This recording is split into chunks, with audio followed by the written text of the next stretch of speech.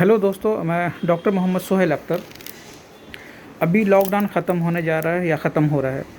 ऐसे में सब लोग अब बाहर निकलेंगे, रास्ते पे ट्रैवलिंग में हर जगह भीड़ होगी। तो अब ऐसे भीड़ में अब कैसे बचेंगे? लॉकडाउन तो ख़त्म हो रहा है लेकिन बीमारी ख़त्म नहीं, कोरोना वायरस ख़त्म नहीं हुआ है।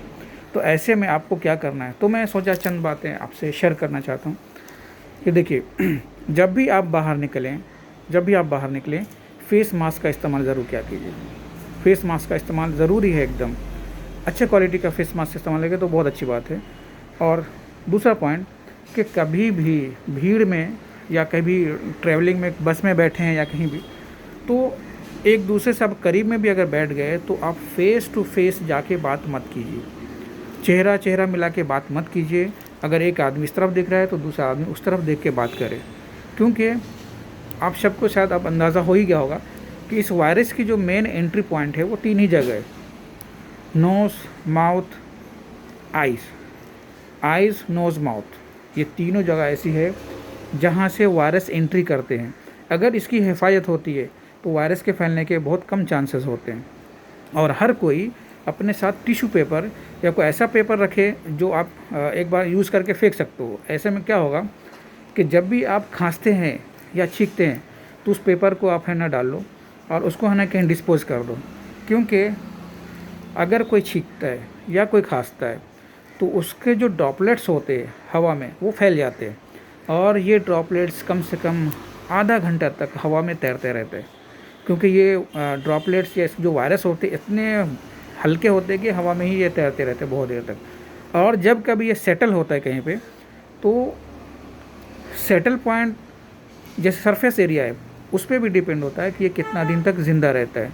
प्लास्टिक पे, स्टील पे ये 2 से 3 दिन ज़िंदा रहता है, ग्लास पे 5 दिन ज़िंदा रहता है, लकड़ी पे 24 घंटा ज़िंदा रहता है। बहुत सारी चीज़ सरफेस है, लेकिन इस पर ध्यान देना है कि अगर आप ऐसे सरफेस एरिया पे जहाँ पे वायरस का ड्रॉपलेट गिरा हो उसको टच करते आप, उसको टच कर लेने के बाद वही हाथ आपने चेहरे पे यहाँ पे कहीं पे भी टच किया तो आपके बॉडी में एंट्री होने के बहुत ज़्यादा चांसेस होते हैं।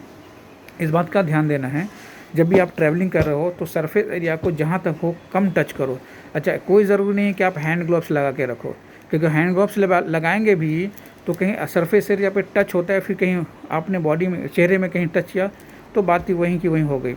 आप बगैर हैंड ग्लोव्स के भी बाहर निकल सकते हैं। हाँ, अगर मुमकिन हो तो साथ में आप सैनिटाइज़र लेके रखो, और जब भी ऐसा लगे कि हाँ कहीं सरफेस एरिया टच हुआ है तो आप सैनिटाइज़ कर लो।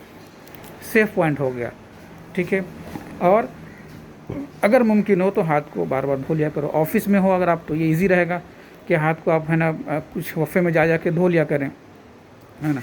और अगर हो सके तो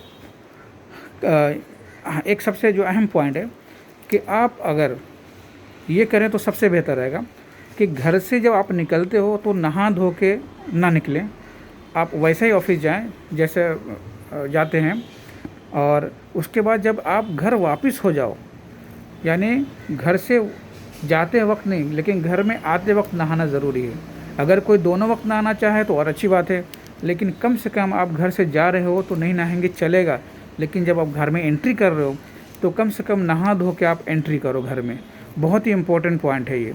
अगर हो सके, मुमकिन हो तो खाने पीने में इस वक्त में ना बहुत ज़्यादा ध्यान देने की ज़रूरत होगी। आप है ना खाने पीने का इस्तेमाल ऐसे करो कि जैसे आपकी इम्यूनिटी बरकरार रहे बीमारी से लड़ने के लिए। इस बीमारी से लड़ने की कोई दवा है ही नहीं, आपका इम्यून सिस्टम ही काम करता है, जैसा कि आपने सब सुन चुके होगा। थोड़ा बहुत एक्सरसाइज की ज़रूरत होती है, घर का खाना खाया करें। आंवला, लेमन, हल्दी, फ्रूट्स, ये सब का ज़्यादा इस्तेमाल करें। मिल्क वगैरह का ज़्यादा, प्रोटीन जैसी चीज़ों का ज़्यादा इस्तेमाल कीजिए। दाल वगैरह का ज़्यादा इस्तेमाल कीजिए, घी इस्तेमाल कर सकते हैं आप। अच्छा, खाने पीने में ऑयली सब्सटेंस, जंक फूड का इस्तेमाल जितना हो कम करें आप। अच्छा, चाय पीने का अंदाज़ बदल दीजिए आप। अगर आप चाय पीते हो तो बगैर दूध की चाय में आप चाहो तो उसमें नींबू डाल के पियो, या फिर तुलसी का पत्ता डाल लीजिए, है ना, या फिर तुलसी का पाउडर खा सकते हैं, पत्ते का पाउडर, या नीम के पत्ते का पाउडर, ये ले सकते हैं आप। और मिल्क और घी, ये सब कैसा प्रोटीन जैसी चीज़ों का इस्तेमाल ज़्यादा से ज़्यादा करें तो बहुत अच्छा रहेगा। और तले हुए आइटम को जितना हो कम इस्तेमाल करें। खाने पीने में ये हो गई, और हो सके तो गर्म पानी से नमक डाल के गलाला सुबह शाम कर लिया करें। और चाय का जैसे इस्तेमाल बताया आप वो करें, या तो फिर कुछ काढ़ा वगैरह होता है, जैसे पानी गर्म करके उसके अंदर हल्दी डाल के, अदरक डाल के, लौंग वगैरह डाल के आप है ना इसको पी सकते हैं आप, इससे भी बहुत हिफाजत होगी। ओके, अल्लाह हाफिज़। सेफ़ रहें, फैमिली के साथ बेहतर रहें।